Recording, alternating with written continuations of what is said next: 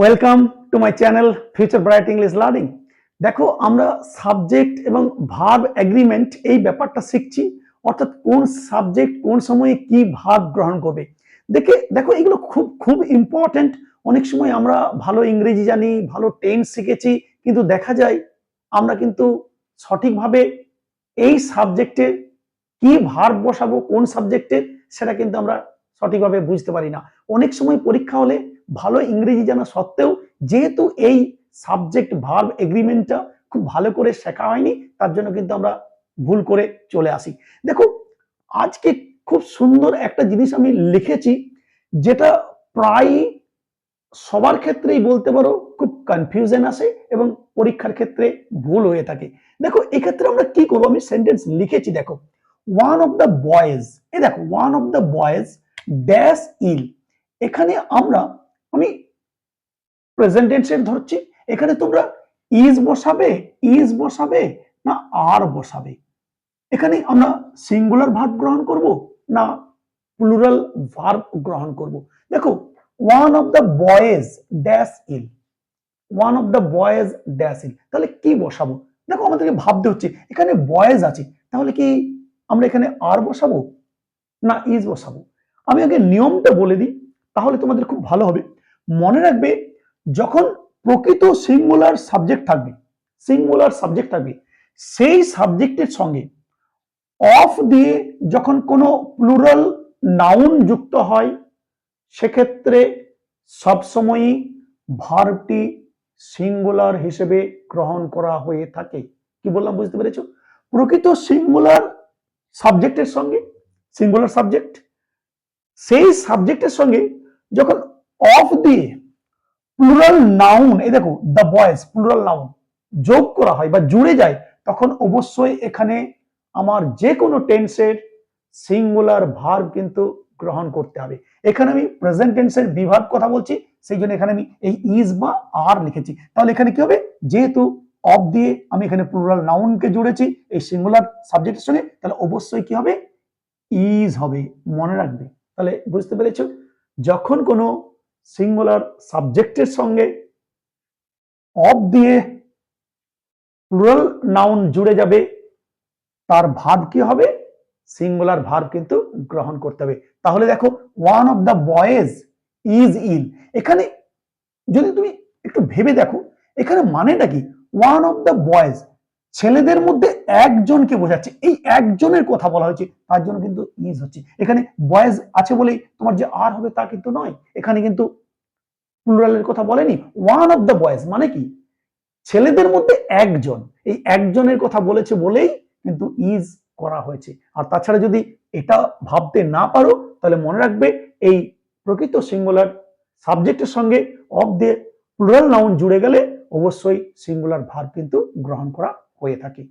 আমি দু একটা উদাহরণ লিখছি, যেমন ধরো ইচ, ইচ অফ, এই দেখো each singular noun, of the girls, each of the girls কি হবে, ঠিক একইভাবে গার্লস এর মধ্যে ইচ বোঝানো হয়েছে, তাহলে কি হবে, এখানে কি করব, ইজ ক্লেভার। আর কিন্তু হবে না, এখানে যেহেতু গার্লস আছে তার মানে আর হবে তা নয়। Each of the girls is clever, মেয়েদের প্রত্যেকটি মেয়ে, each of the girls is clever. এখানে আমি ইচ আছে এবং দেখো ইচের সঙ্গে অফ দিয়ে দ্য গার্লস নাউন জুড়ে গেছে, সেই জন্য এখানে কি করলাম, সিঙ্গুলার ভার্ব কিন্তু গ্রহণ করলাম। এই গার্লস এর জন্য কিন্তু আমার আর কিন্তু প্লুরাল ভার্ব কিন্তু হলো না। মনে রাখবে, সেই জন্য আমি বারবার বলছি, এই সিঙ্গুলার সাবজেক্টের সঙ্গে যখন অফ দিয়ে প্লুরাল নাউন জুড়ে যাবে, অবশ্যই সিঙ্গুলার ভার্ব কিন্তু গ্রহণ করতে হবে। সেই জন্য each of the girls is clever.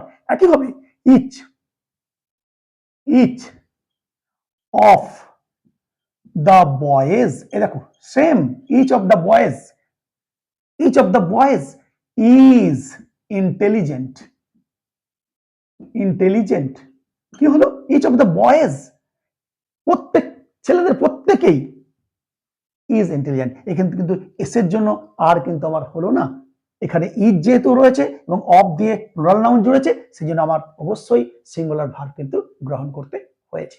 বোঝা গেছে? আর একটা খুব ভালো সেন্টেন্স লিখছি, দেখো, the quality, the quality of the mangoes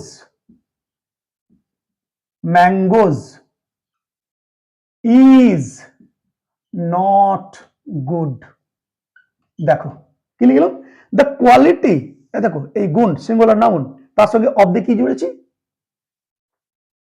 the mangoes, তাহলে অবশ্যই আমি ইজ ভার্ব কিন্তু গ্রহণ করেছি। The quality of the mangoes is not good, এখানে ম্যাঙ্গোজ এর জন্য কিন্তু আমার আর কিন্তু প্লুরাল ভার্ব কিন্তু হবে না। কেন না, একটু যদি ভালো করে দেখো তাহলেও বুঝতে পারবে। The quality of the mangoes কোনটাকে বোঝাচ্ছে, এই ম্যাঙ্গোজ গুলোকে কিন্তু বোঝায়নি, এই কোয়ালিটিটাকে বোঝাচ্ছে। The quality of the mangoes, আমগুলোর কোয়ালিটিটা ভালো নয়, তাহলে এই কোয়ালিটিটাকে যেহেতু বুঝিয়েছে সেই জন্য আমার কি হলো, এখানে ইজ বসানো হলো, সিঙ্গুলার ভার্ব আমি গ্রহণ করলাম, কিন্তু ম্যাঙ্গোজ তো বোঝানো হয়নি। ম্যাঙ্গোজকে যদি বোঝানো হতো তাহলে আর হতো, কিন্তু আমি আগেই বলেছি the quality of the mangoes. তাছাড়া এই অফ দিয়ে যখন প্লুরাল নাউন জুড়ে যায় তখন অবশ্যই ইজ ভার্ব গ্রহণ করতে হয়। সেই জন্য the quality of the mangoes is not good, যেহেতু এখানে এই কোয়ালিটিটাকে বোঝানো হয়েছে, ম্যাঙ্গোজকে কিন্তু বোঝানো হয়নি। তো এই সমস্ত জিনিসগুলি, এই ধরনের জিনিসগুলি বলতে পারো খুব ভুল করে আসে পরীক্ষাতে, প্রায়ই ভুল হয়। এই ওয়ান অফ দ্য বয়েজ দেখেই আমরা এখানে প্লুরাল ভার্ব কিন্তু বসিয়ে দিয়ে চলে আসি। তো মনে রাখবে, আবার বলে দিই নিয়মটা, যখন প্রকৃত সিঙ্গুলার সাবজেক্টের সঙ্গে অফ দিয়ে প্লুরাল নাউন জুড়ে যায় অবশ্যই সেক্ষেত্রে সিঙ্গুলার ভার্ব কিন্তু গ্রহণ করা হয়ে থাকে, সেটা যে কোনো টেন্সে কিন্তু হতে পারে। এখানে আমি প্রেজেন্ট টেন্সের বি ভার্ব দিয়ে দেখালাম, ইজ আর দিয়ে আমি তোমাদেরকে দেখালাম। মনে রাখবে সব ক্ষেত্রে দেখো আমি কিন্তু সিঙ্গুলার ভার্ব গ্রহণ করেছি। এখানে ওয়ান ছিল, ইট ছিল, এখানেও কি করেছি, দ্য কোয়ালিটিটাকে বোঝানো হয়েছে। তো আশা করছি সবাই খুব সুন্দরভাবে বুঝেছো। চলো, এই জিনিসগুলো কিন্তু জানতেই হবে, না জানলে পরীক্ষায় যেমন ভুল করবে, কম্পিটিশনে পিছিয়ে পড়বে, চাকরি ক্ষেত্রে পিছিয়ে পড়বে, এমনকি ভালো ইংলিশ বলতেও পারবে না, লিখতেও পারবে না। যতই তুমি টেন্স পড়ো না কেন, টেন্স তোমার হাতে থাকুক না কেন, তাই এইগুলি বারবার আমাদেরকে প্র্যাকটিস করতে হবে এবং বুঝতে হবে। আজকে এই পর্যন্তই, আবার দেখা হবে পরের ভিডিওতে। Till then, good bye from everybody.